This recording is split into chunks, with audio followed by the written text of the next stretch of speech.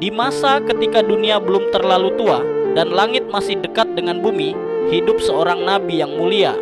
Namanya Idris alaihi salam, nabi keenam dari keturunan Adam. Sosok yang dikenal karena ilmunya yang mendalam, amalnya yang luas, dan kedekatannya dengan langit. Dialah manusia pertama yang menulis dengan pena, menjahit pakaian, dan menghitung bintang. Dialah yang mengajarkan manusia tentang membaca, berhitung, dan menanam. Dunia yang tadinya gelap perlahan disinari ilmu. Namun, di balik sinar ilmu, perlahan muncul bayangan gelap yang menyesatkan. Di negeri Babil, manusia mulai mengenal sesuatu yang berbeda, sihir.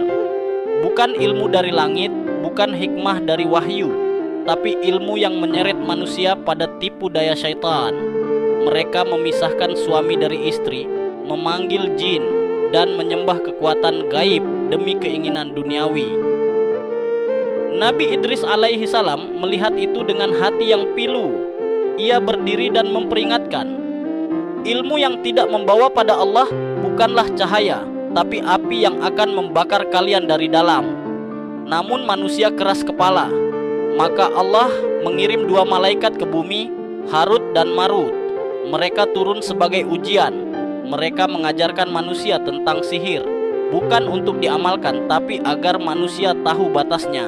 Setiap mereka mengajar, mereka berkata, kami hanyalah ujian, maka janganlah kamu kufur. Namun manusia tergoda.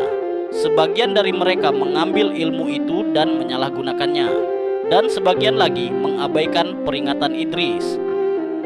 Dunia pun kembali terbelah antara mereka yang mencintai ilmu langit dan mereka yang mengejar kekuatan gelap.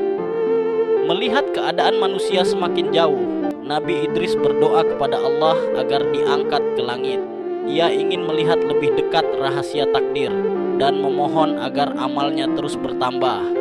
Maka Allah pun mengangkat Idris ke langit, dan di langit keempat ia bertemu para malaikat termasuk Harut dan Marut. Riwayat mengatakan, Idris melihat langsung bahwa Harut dan Marut sedang dalam ujian berat. Ia berkata kepada mereka, bahkan malaikat pun bisa tergelincir saat berada di bumi. Maka manusia harus lebih hati-hati, karena nafsunya lebih dalam dari yang kalian kira.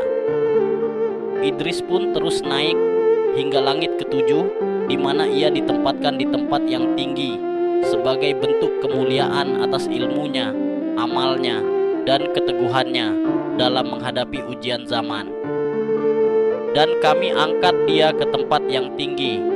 Quran Surah Maryam ayat 57. Kisah ini mengajarkan kita bahwa ilmu harus dijaga dengan iman, bahwa ujian bisa datang melalui pengetahuan, kekuatan, bahkan keinginan untuk baik, dan bahwa cahaya sejati tidak pernah datang dari kegelapan. Jangan tergoda oleh ilmu yang tidak membawa kepada Allah.